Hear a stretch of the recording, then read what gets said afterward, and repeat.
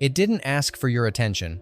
It stalked it. Ronin wasn't released with thunder. It crept in quiet, sharp, deliberate. A film that didn't chase spectacle but precision. While others exploded with noise, Ronin whispered in steel and shadows. Directed by John Frankenheimer, the film reunited classic craftsmanship with modern ambiguity. He wasn't just making a thriller. He was building a labyrinth, one with no clear hero, no defined enemy, and no promise of clarity.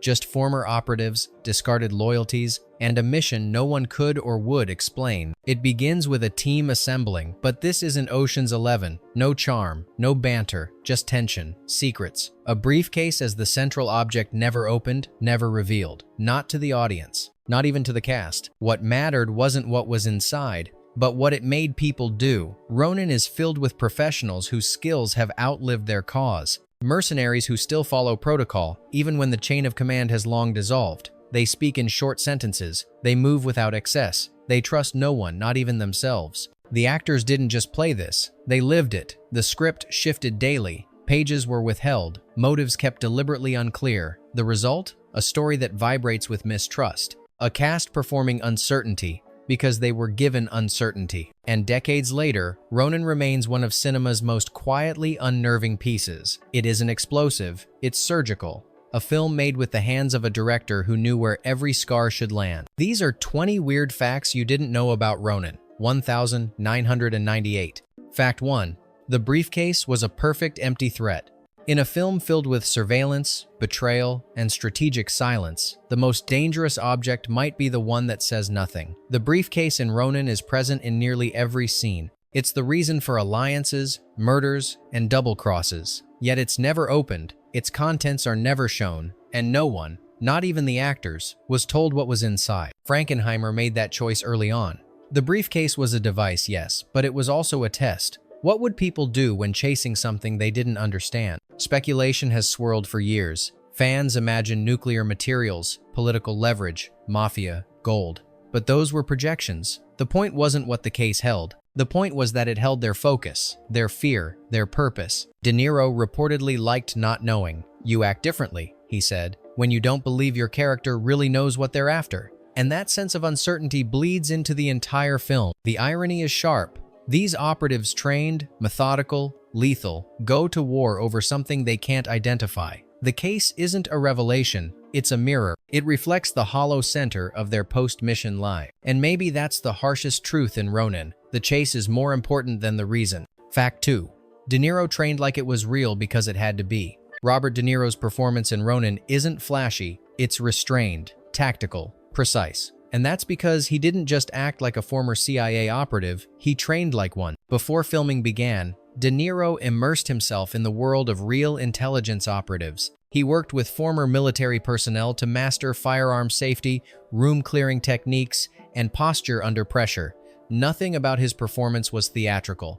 Every movement was calculated. One moment in particular defined his mindset. A stunt coordinator asked him to fire around a corner without looking. De Niro declined. "That's not how it's done," he said. "You reposition or you don't shoot." That realism forced a rewrite of the scene. Even in the driving sequences, De Niro rejected the idea of reacting to green screen projections. "If the car's not moving," he told Frankenheimer, "neither am I." His discipline became a standard on set. Other actors began mimicking his approach, correcting their form, adjusting their timing. The authenticity began to spread. What De Niro brought to Ronin wasn't just method acting. It was institutional memory, playing a man who had done this so many times, he didn't need to look twice. Fact 3. The cast was kept in the dark to preserve mistrust. On the surface, Ronin is a thriller, but underneath, it's a study in doubt. And that atmosphere wasn't built in post. It was engineered during production. Frankenheimer had a strategy. The actors wouldn't know the full script. Key scenes were delivered days or even hours before filming. Character arcs shifted, alliances changed. The story was in motion, and so were the people inside it. Stellan Skarsgård believed his character was a loyal technician until he received pages that painted him as a traitor. Natasha McElhone filmed most of her scenes without knowing if Deirdre was a pawn or a mastermind. Jean Reno was given alternate endings, none of which were confirmed until the final week. This uncertainty didn't cause panic, it caused friction. And that's what Frankenheimer wanted. The mistrust you see on screen isn't just performance, it's the residue of confusion. The glances, the hesitation, the clipped delivery, they weren't rehearsed responses. They were reactions to an unstable narrative. And in Ronin, that instability becomes its own form of storytelling. No one knows who's in control, including the people telling the story. Fact 4. The chase scenes were controlled chaos, filmed in reality. The car chases in Ronin didn't just look real, they were. Frankenheimer, who directed Grand Prix in the 60 seconds, brought a racer's mindset to the action. No CGI, no green screen, no second chances. The film employed more than 300 stunt drivers, many of them seasoned rally professionals. The streets of Paris and Nice weren't entirely closed off. Portions remained open, meaning real civilian cars occasionally bled into the frame, and that only heightened the danger. Frankenheimer demanded that speed be authentic. The cars hit real acceleration, skids weren't faked, and when cars weaved through traffic or clipped barriers, it wasn't a special effect, it was physics. One of the film's most disorienting tricks was hiding the real driver. Some vehicles were modified so that a trained stunt driver could steer from a hidden position while the actor sat visible in the front seat, hands on a prop wheel. Every frame of those sequences carried weight. You feel the velocity, you hear the steel strain, and unlike modern chases, there's no digital cleanup. If something nearly went wrong, they kept rolling. That's what made it tense. In Ronin, the road is as dangerous as any bullet, because the stakes aren't designed, they're built into the pavement. Fact 5. David Mamet ghost-wrote the film, then vanished. You won't find his name in the credits, but Pulitzer Prize-winning playwright David Mamet shaped much of Ronin's voice. Brought in after the original draft by J.D. Zeik, Mamet restructured scenes, rewrote dialogue, and rewired character motivations. But when the Writers Guild ruled he would share credit rather than receive sole authorship, Mamet chose to disappear, listing himself under the pseudonym Richard Weiss. Frankenheimer later admitted that the film's intelligence, silence, and ambiguity came directly from Mamet's revisions. He cut exposition. He rearranged loyalties. He gave characters space to lie with a look instead of a monologue. What resulted was a screenplay that felt like an overheard conversation, always withholding, always teasing. The twist? Mamet never discussed his involvement publicly. No interviews, no commentary, just a name that didn't exist, attached to a film that wouldn't be the same without him. A writer who understood that sometimes the most powerful influence is the one that fades before the credits roll. Fact 6. The word Ronin is never spoken but shapes everything. No one in the film ever says the word Ronin. There's no moment of revelation, no scene where a character explains the title, and yet it informs every frame. In Japanese history, a Ronin was a samurai without a master, stripped of duty, left to wander. Frankenheimer borrowed that concept, then buried it. He didn't want to explain it. He wanted the viewer to feel it. Every character in the film fits the mold. They have the skills of soldiers, the instincts of survivors, but no loyalty, no nation, no real mission. They work for hire. They move like ghosts. Even their interactions reflect this. Short exchanges, formality without trust, action without conviction. These aren't heroes. They're professionals who've lost their cause. The brilliance lies in the omission. By never defining the word, the film forces the viewer to notice the behavior, the drifting, the code of conduct no longer tethered to purpose. And that makes Ronin not just a title but a diagnosis. Fact 7. Jean Reno built distance with deliberate silence. Jean Reno didn't immerse himself in camaraderie during filming. In fact, he did the opposite. Though fluent in English, Reno chose to speak almost exclusively in French off-camera, even when working alongside his co-star. It wasn't about difficulty, it was by design. His character, Vincent, was meant to be reserved, measured, disconnected from the others, despite being essential. Reno maintained that emotional buffer by limiting real-world connection, and the result is a performance that feels deeply internal, but never cold. The distance became texture. Vincent isn't alienated, he's simply apart. He observes more than he reveals. His loyalty is quiet. His motives are left unspoken. Reno also made physical choices that mirrored this restraint. Minimal gestures, sparse eye contact, no wasted movements. Every moment on screen feels like someone who knows too much to talk and too loyal to leave. By resisting the urge to bond off-screen, Reno deepened the character's isolation. And in a film about men trained to be solitary, that silence wasn't absence, it was presence. Fact 8. A single unscripted scene changed the film's tone. There's a sniper in Ronin high above the action, watching pigeons scatter and civilians pass. The crosshairs drift. Nothing happens. No shot is fired. The moment barely lasts a minute. It wasn't in the original script. Frankenheimer added it after reading a real-life account of a war zone sniper who trained by tracking birds. He saw something chilling in the quiet math of it, practicing for death among the ordinary. The production scrambled to build the tower set. The actor was told only to watch, never to shoot. The pigeons, untrained, refused to fly on cue. That unpredictability gave the shot its strange realism. There's no dialogue, no payoff, just breath and aim. And in that stillness, the film shifts. Suddenly, Ronin isn't just about action. It's about people who wait to do violence, and the moments just before they decide to. Fact 9. Shooting in sequence was a practical gamble that paid off. Ronin was shot mostly in narrative order, an unusual and costly decision for a film of its scale. But it wasn't for emotional buildup or artistic novelty. It was necessity. The script was in flux. Scenes were rewritten frequently. Dialogue was adjusted the night before. By shooting chronologically, Frankenheimer gave himself the flexibility to evolve the story without damaging continuity. The cast noticed. As filming progressed, the actors grew wearier, more suspicious, more reactive, not because they were playing those emotions, but because they were feeling them. The disorientation built naturally. De Niro's performance subtly shifts across the film, not through arc, but through accumulation. Sam becomes heavier, less alert, not because he's unraveling, but because the weight of decisions begins to show. That fatigue was real, the confusion, real. And because the filming respected the story's structure, every crack in control became part of the texture. Sometimes, chaos in the story only works when the production is brave enough to live it. Fact 10. The sharpest lines were never in the script. The dialogue in Ronin is famously sparse, short bursts of calculation, strategy, and withheld meaning. But many of its most memorable lines weren't in the screenplay at all. They were shaped, discovered, or even created on set. Frankenheimer allowed flexibility. If a line felt too polished, too explanatory, it was cut. The goal was naturalism with tension words that sounded like people trained not to speak unless necessary. One of the film's standout quotes, "Whenever there's any doubt, there is no doubt," was never in the shooting script. It came from an offhand comment during a conversation about CIA protocol. De Niro loved it. He used it the same day. Scenes were often reworked minutes before the take. De Niro preferred to speak less, with clearer intention. Other actors adapted. The rhythm changed. The result is a film that doesn't talk over itself.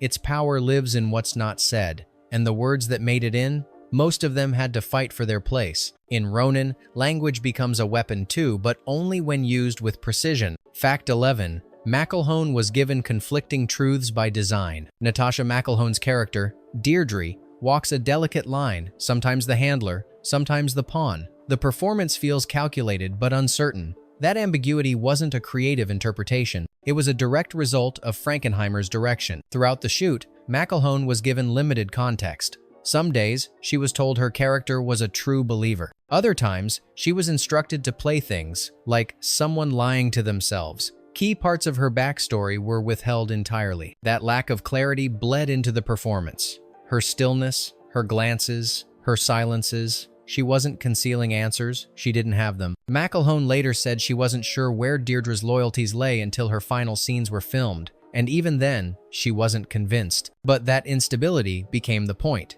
In a story about operatives trained to obscure everything, her confusion wasn't a flaw, it was authenticity. Fact 12. The background extras were watching for real.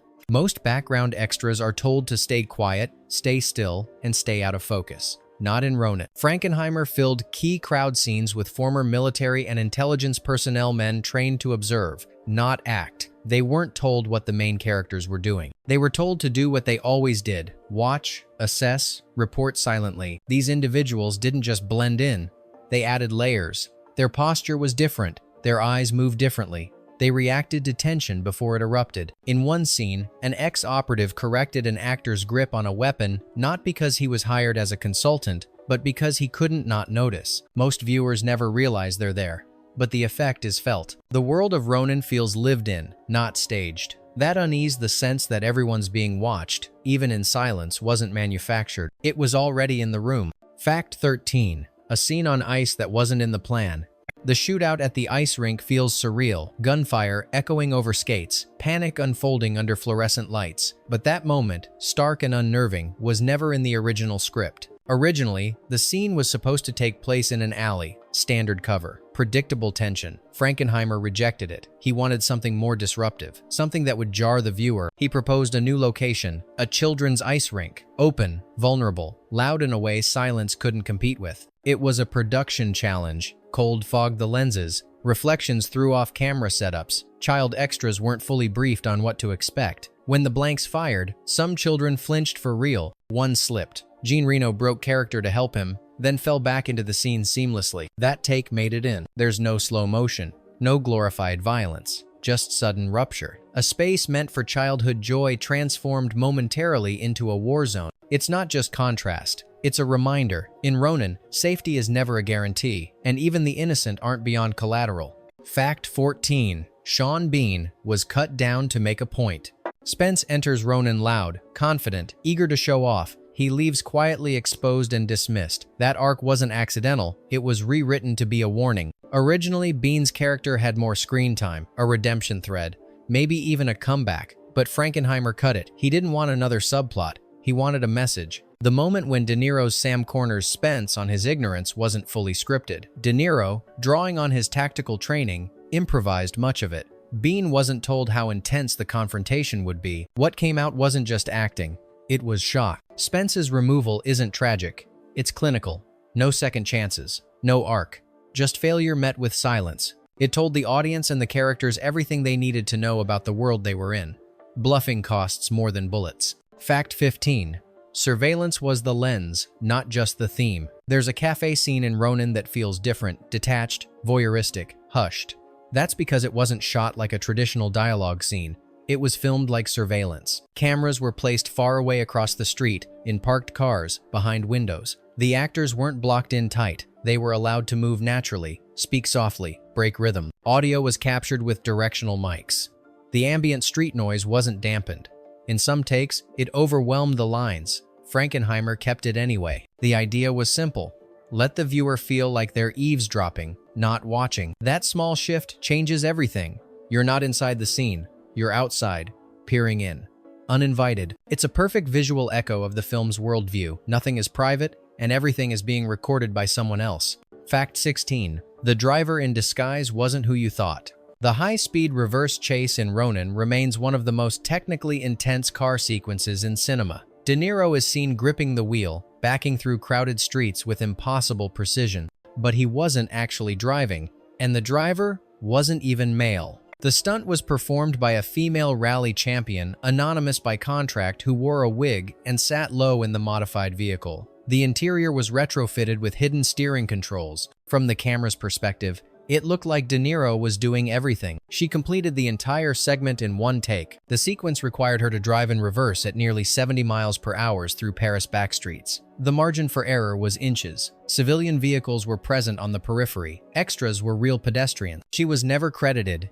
Not in promotional materials, not in interviews.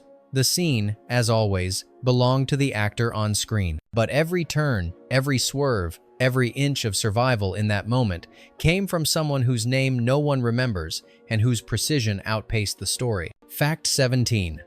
A collapse that might have been strategic. Near the end of Ronin's production, when deadlines were tight and budget pressure high, Frankenheimer collapsed on set. The crew paused. Medical staff were called. Rumors spread. He returned 2 days later, calm and in control. Some say it was stress-induced. Others believe it was a strategic move, a pressure valve to stall the studio's demands. Frankenheimer knew tension, and he knew timing. Halting production forced the financiers to back off, if only temporarily. Whatever the motive, the effect was real. Scenes that were slated for cuts stayed in. Location changes were reversed. The film remained intact. In the world of Ronin, manipulation isn't just part of the plot, it's how things get done. And sometimes, the most brilliant negotiation is done horizontally with everyone watching, unsure if it's real. Fact 18. The ending isn't a resolution. It's a fade. Most thrillers end with finality, a standoff, a payoff, a reveal. Ronin ends with a conversation. Two men, a cafe, a few quiet words. And then, one of them leaves. There's no twist, no epilogue. Just a controlled retreat. That wasn't for lack of options. The film had several alternate endings in development, including versions with betrayal, violence, even Deirdre's return. Frankenheimer rejected all of them. It chose quiet. De Niro and Reno filmed the final scene multiple times, each with a slightly different emotional tone. What made the cut is almost numb. Two professionals acknowledging that nothing has changed and probably never will. It's not an ending, it's an exhale. Because in the world of Ronin, closure is a myth. The job finishes. The story doesn't. And the people left behind? They just wait for the next call. Fact 19. The music wasn't scored to elevate, but to disappear. Composer Elia Kamiral originally approached Ronin the way most would approach a sharp-edged action thriller, with tension-heavy rhythms and aggressive pacing. But Frankenheimer had a different request. He didn't want a score that told you what to feel. He wanted one that barely reminded you it existed. Kamiral went back and stripped entire layers of orchestration. Drums were silenced. Strings were thinned to a whisper. Much of the soundtrack became ambient hovering, not pushing. In several sequences, especially during the car chases, the score is absent entirely. Engine growls, footsteps, and silence carry the rhythm instead. Even during emotionally significant moments, the music is restrained, present, but subdued, like someone holding their breath. One of the most striking choices comes at the very end. The closing cafe scene could have easily invited a swelling motif. Instead, Kamiral offers almost nothing, just a slow, fading tone under the dialogue,